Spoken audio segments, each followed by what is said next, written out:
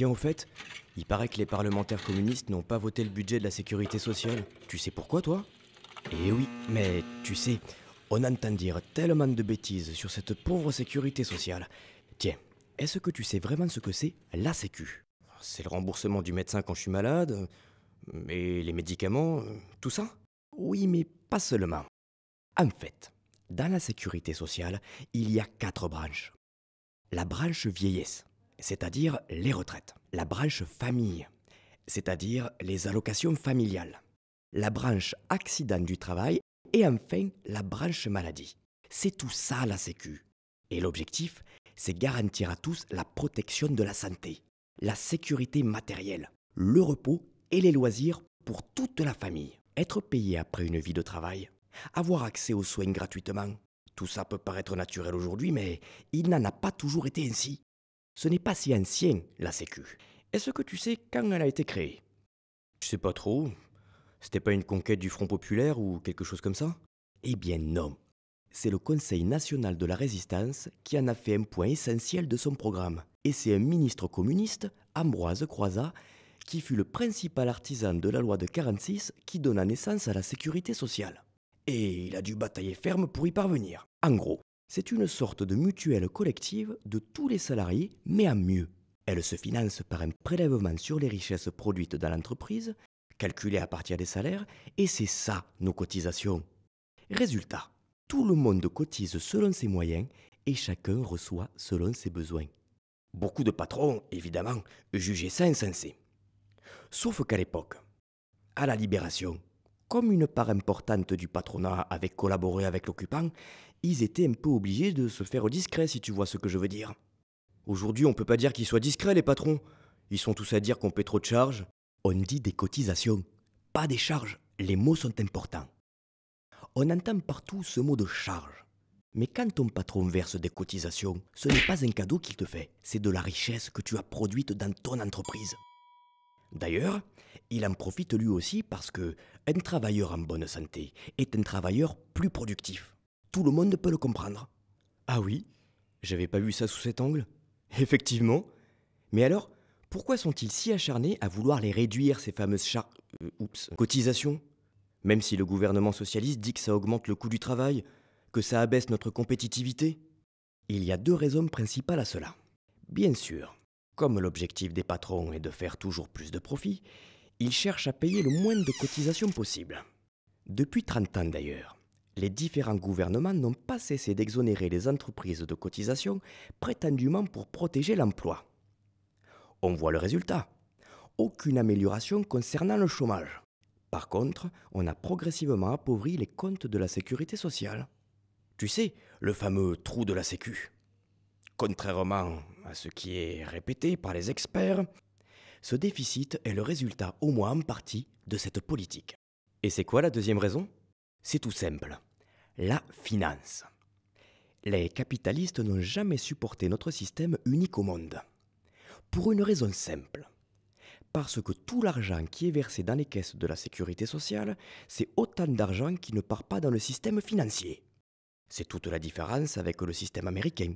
Là-bas, les salariés versent l'argent à des assurances privées qui ont tout le temps de jouer avec sur les marchés. L'assurance ne paie que lorsque l'assuré sollicite sa prestation, à la condition bien sûr que les marchés ne se soient pas effondrés entre-temps. Ici, en France, avec la Sécu, les cotisations versées sont immédiatement utilisées, elles sont en quelque sorte solidarisées. Les cotisants paient pour ceux qui en ont besoin maintenant. En fait, tu dois comprendre que s'ils sont si acharnés, c'est que ce ne sont pas des petites sommes qui sont concernées. Le budget de la sécurité sociale, c'est 455 milliards d'euros cette année. De quoi aiguiser l'appétit des banques et alimenter un peu plus l'incendie de la finance. Et puis surtout, il faut replacer le déficit de la Sécu dans le contexte actuel, la crise. Tu comprends? Plus il y a de chômeurs, de précarité, de bas salaires, moins il y a de recettes pour la Sécu. Sécu, FD. Tu dis 455 milliards? C'est énorme! C'est même plus que le budget de l'État. Mais qui gère tout cet argent? Les choses ont malheureusement changé. Au départ, c'étaient les salariés eux-mêmes qui élisaient leurs représentants auprès des caisses. Santé, retraite, pour fixer principalement le montant des cotisations et le niveau des prestations. En 1967, De Gaulle a imposé que les patrons puissent participer à la décision. Mais c'était sans doute encore trop démocratique. Depuis 1988, les élections ont été reportées par la droite à une date ultérieure. Résultat, on attend toujours. Le coup de grâce a été porté en 1995 par Juppé. Pour être tout à fait sûr que les salariés n'aient plus leur mot à dire, le budget global des différentes branches de la sécurité sociale est depuis fixé par l'État. C'est ce qu'ils appellent le projet de loi de finances de la sécurité sociale, le PLFSS. Je crois que j'ai compris la logique. Moins la sécurité sociale est démocratique, plus elle est étatique, plus les prestations sociales se réduisent comme peau de chagrin. Ben tu vois quand tu veux.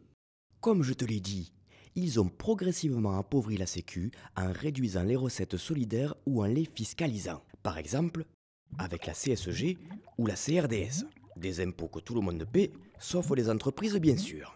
Et aujourd'hui, la TVA sociale de Sarkozy, que le gouvernement socialiste vient finalement de reprendre, c'est encore la même chose. Ce que les entreprises te doivent en cotisation, ce sont les contribuables qui vont le payer.